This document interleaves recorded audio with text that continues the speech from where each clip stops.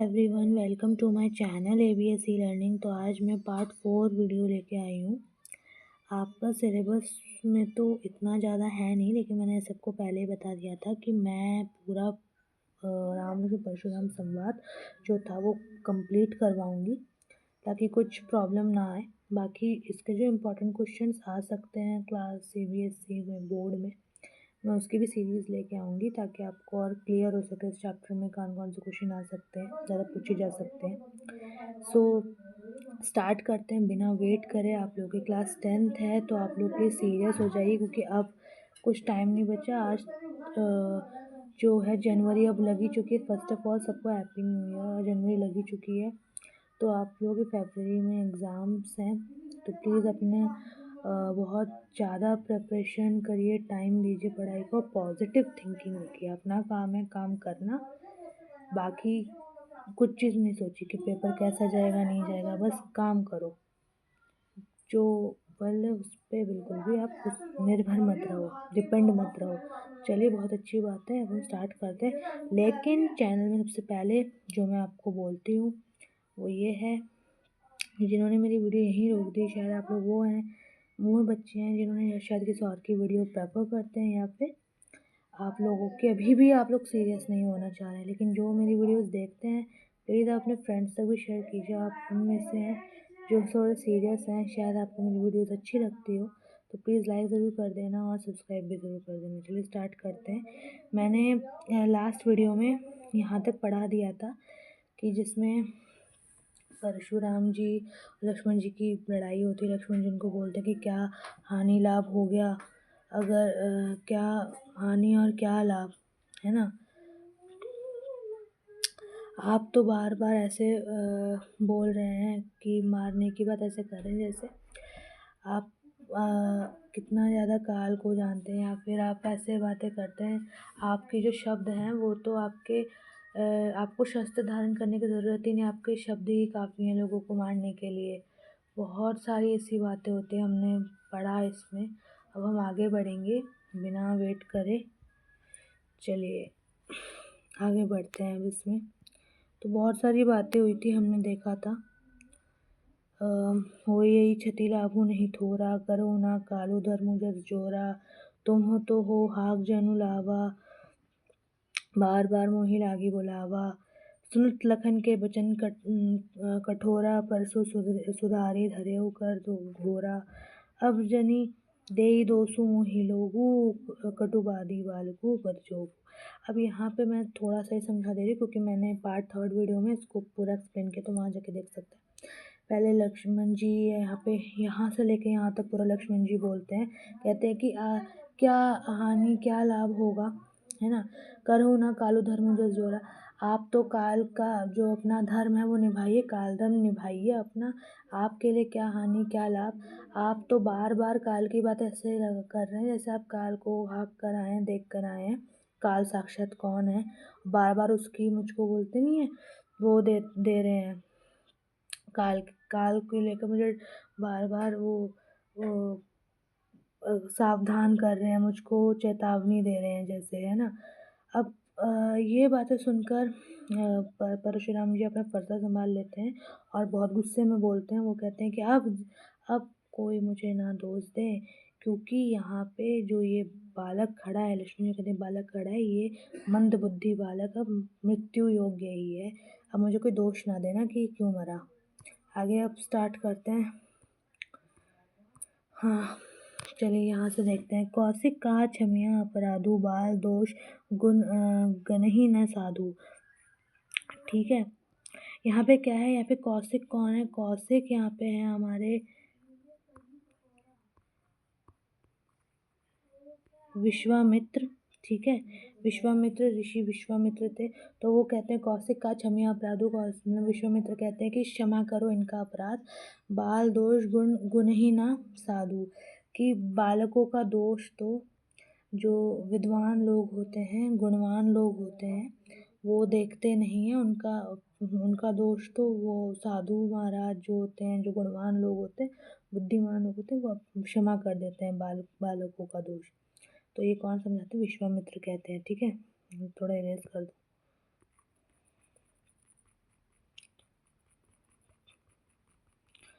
अब हम स्टार्ट करते हैं। विश्वामित्र, ठीक है ना। खर कुठार में अकरुण कोही, आगे अपराधी गुरुद्रोही। उत्तर दे छोड़ो छोड़ो बिनु मारे, केवल कौशिक सील तुम्हारे। न तो यही, अब देखो, खर कुठार में अकरुण कोही, आगे अपराधी गुरुद्रोही। उत्तर देत छोड़ो बिनु मारे, केवल कौशिक सील तुम्हारे।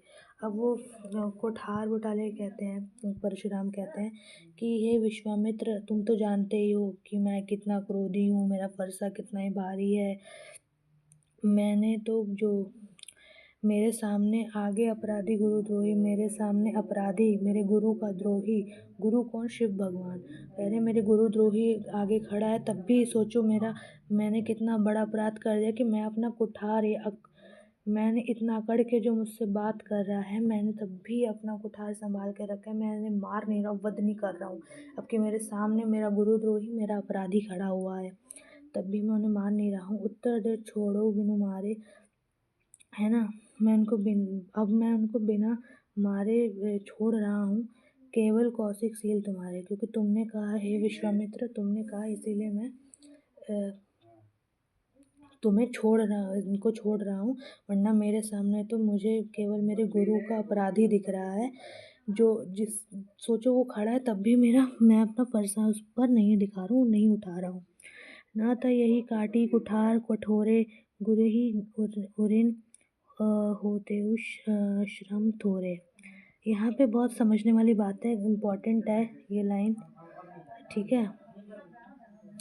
न तो यही काटी कुठार कठोरे, उन्होंने कहा कि वरना मैं तो क्या करते, इस कुठार से, इस फरसे से ही कुठार, ये थोड़ा सा ना आप कुठार कुठार सॉरी कुठार है कहा, कुठार क्या होता है? फरसा होता है। कुठार इज द फरसा। हाँ, कठोर यानी कि भारी। जो ये कहते हैं कि मेरा जो फरसा है, वरना मैं इससे ही इन लोगों का वध कर देता, क्योंकि इनका वध करके गुरु ही उरिन यानी कि गुरु ही उरिन क्या होता है? गुरु का ऋण। ये म नहीं है, ये ग है, ठीक है। गुरु ऋण, ये गुरु ऋण, ठीक है। तो कह रहे हैं कि इनको मार के तुरंत ही गुरु के अपने ऋण से मुक्त हो जाता, जो मुझ पे ऋण चढ़े। ऋण इसलिए बोल रहे हैं कि इनके सामने इनके गुरु का अपमान हो रहा है, उनका शिव धनुष टूटा है, तब भी ये मार नहीं रहे, तो ऋण ही तो चढ़ रहा है ना। इन पे अपराधी होने का वो लग रहा है। तो कह रहे हैं कि अगर तुम नहीं रोकते तो मैं तो इनको वध करके अभी इसी क्षण गुरु के ऋण से मुक्त हो जाता। चलो अब स्टार्ट, आगे बढ़ते हैं। उत्तर दे छोड़ो बिनु मारे, केवल कौशिक सील तुम्हारे। उन्होंने कहा मैं बिना मतलब इनको मार के मैं इनको छोड़ रहा हूँ केवल तुम्हारे कारण। न तो यही काटी कटोरे गुरही उरिन, ये तो वही बात, यहाँ से यहाँ तक वही चीज़ रिपीट हो रही है, तो इसको सॉरी। गाधी सुनु कह क्या हृदय हसी, मुनि ही हरिहरे सूझ। आय मैं खाड़ ना उखमय, अजऊ ना बूझ अबूझ। गुदी सुनु कहे हृदय हसी, मुनि ही हरिहरे सूझ। आय मैं खाड़ ना उखमय, अजहू ना बूझ अबूझ। अब देखो, गधी सुनी, अब यहाँ पे क्या है? गधी सनु क्या हृदय हसी, मुनि ही हरिहरे सूझे। यहाँ पे जो चीज़ें हैं, ये चीज़ कौन बोल रहा है? ये चीज़ विश्वामित्र जो है, नहीं अपने मन ही मन सोचना, मन ही मन सोचते हैं, कहते हैं कि ये तो मुनिवर को तो सब हरा ही हरा सूझ रहा है, सब हरा हरा यानी कि सब अच्छा ही अच्छा सूझ रहा है, सब उनको हरा ही हरा सूझ रहा है, यानी कि सब सोच रहे हैं कि सब उन्हीं के फेवर में है। मुनिवर नहीं पहचान पा रहे कि उनके सामने कौन खड़े हैं। स्वयं श्री नारायण उनके सामने खड़े हैं। तो विश्वामित्र इसलिए सोचते हैं मन कि मुनिवर को तो ईश्वर को सिर्फ हरा ही हरा सूझ रहा है। आय मैं खान न उखमय, अजहू ना बूझ अबूझ। वो कहते हैं, वो अंदर सोचते हैं कि ये जिनको खांड समझ रहे हैं, वो तो जो है एक तलवार की तरह है, ठीक है ना। जिनको ये बहुत बोलते हैं, एक तरह से कहने का तात्पर्य यहाँ पे ये है कि जिनको ये बहुत ही निर्बल समझ रहे हैं, जिनको ये बहुत ज़्यादा निर्बल समझ रहे हैं, वो वास्तव में कौन है ये मुनिवर समझ नहीं पा रहे, उनको सब हरा ही हरा सूझ रहा है। तो आय मैं खाण न उखमय, अजहु न बूझ अबूझ। ये इनको जिनको अबोध है ये समझ रहे हैं, तो ये नहीं समझ पा रहे कि ये किस खांड की, किस तलवार की बनी हुई व्यक्ति हैं, किस उसके बने हुए व्यक्ति हैं ये दोनों। इनको बूझ अबूझ समझ रहे हैं, बोध बूझ अबूझ यानी कि वो बोलते हैं अबोध बालक समझ रहे हैं, जानते कि वो कितने शक्तिशाली है। कौन? श्री राम और लक्ष्मण जी। आगे बढ़ते हैं। कहो लखन मुनिशील तुम्हारा, को नहीं जान विदित संसारा। कहो लखन मुनिशील तुम्हारा, को नहीं जान विदित संसारा। लक्ष्मण जी कहते हैं, हम लक्ष्मण यहाँ पे कहते हैं कि हे मुनि, कौन नहीं जानता है तुम्हारे, तुमने जो बात कही इस बारे में कौन नहीं जानता। ये पूरा सकल संसार जानता है ये बात तो तुम्हारे बारे में। माता पिता उऋण भय नीके, गुरु रिनु राह सोचु बड़ जी के। उन्होंने कहा माता पिता के तो ऋण से तुम वैसे ही मुक्त हो गए, अब गुरु का ऋण बाकी रह गया तुम्हारे सर पर। माता पिता उऋण भय नीके यानी कि माता पिता के ऋण से तो आप वैसे ही निकल गए है ना, भय नीके। गुरु ऋणु रहा सोचू बढ़ जी के। अब मैं सोच रहा हूँ कि गुरु का ऋण तो आप पर बढ़ता ही जा रहा है, यानी कि इंटरेस्ट पे इंटरेस्ट ही लग रहा है कि गुरु के ऋण से तो आप मुक्त हुए नहीं हैं। सो जनु हमरे ही माथे काढ़ा, दिन चली गए ब्याज बढ़वाड़ा। तो उनका गुरु का ऋण आप चुका नहीं पा रहे हैं, इसीलिए वो हमारे माथे पे मढ़ दे रहे हैं, यानी कि गुरु का ऋण आप नहीं कर पा रहे हैं, तो वो चीज़ आप दोष हम पर दे रहे हैं। दिन चली गए ब्याज बढ़वाड़ा कि दिन बीतते जा रहे हैं ऋषिवर और ब्याज भी बढ़ता जा रहा है गुरु के ऋण का आपके सर पर। अब आनिया बहरिया बोली, तुरंत देऊ में थैली खोली। अब यहाँ पे क्या है ये बहरिया मतलब होता है हिसाब किताब करने वाला। हिसाब मैं थोड़ा यहाँ भी लिख रही हूँ मैं, ठीक है, किताब करने वाला व्यक्ति, ठीक है। तो ये होता है हमारा बहरिया। तो अब लक्ष्मण जी कहते हैं कि भाई आपका तो गुरु ऋण वैसे भी आपने नहीं चुकाया, तो ब्याज बढ़ता जा रहा है। आप अभी यहाँ पे अभी हिसाब किताब वाले को बुलाओ, मैं अभी अपनी पैसे की थैली खोल के सारा ऋण आपका चुकता कर देता हूँ, सब ऋण खत्म कर देता हूँ। चिढ़ा रहे हैं आप उनको और ज़्यादा लक्ष्मण जी, ठीक है। किनको? परशुराम जी को, सॉरी। सुनी कटु वचन कुठार सुधारा, हाय हाय सब सभा पुकारा। ये कटु वचन सुनकर, वचन यानी कि आप सब समझते हैं ना वचन, तो ये कठिन वचन सुनकर सब जो वहाँ पे सभा में जितने भी लोग थे वो सब फिर से अपना कठोर जो ये वचन सुनकर लक्ष्मण जी के, सब सभा में जितने भी राजा महाराजा थे वो सब हाय हाय करके चिल्ला रहे थे, पुकार। हाय हाय यानी कि एक तरह से उनको कह रहे थे कि शांत हो जाओ, कि बच्चों भाई अब तुमने क्या बात बोल दी, इतनी बड़ी बात बोल दी परशुराम जी को। तो इसलिए हाय हाय कहके सभा में सब लोग पुकार रहे थे। भृगुवर परसु देखा वहु मोही, विप्र बिचारी बचो नृपद्रोही। भृगुवर परसु देखा वहु मोही। अब भृगुवर यानी कि मैंने आपको पहले ही बताया था, भृगु ऋषि के वंश में हुए थे कौन? हमारे परशुराम जी। तो भृगु वंश में कौन हुए थे? हमारे परशुराम हुए थे। तो इसलिए कह रहे हैं भृगुवर परशु देखा वहु मोही। भृगु जो परशुराम जी थे अब वो अपना फरसा दिखाते हुए, विप्र बिचारी बचो नृपद्रोही, वो फरसा दिखा के कह रहे थे कि हे राजा, मतलब फरसा दिखा रहे थे जैसे वो, और कह रहे थे कि अब ये जो राजा का बालक है ना, जो भी राजा है, विप्र बिचारी बचो नृपद्रोही, कि अब तो ये जो दोषी है ये नहीं बचेगा, इसका मृत्यु निश्चित है, ठीक है ना। क्योंकि वो फरसा आप अपना दिखा रहे थे क्रोधित होकर। कौन? परशुराम जी। मिले न कबहु सुभट रन गाड़े, द्विज देवता घर ही के बाड़े।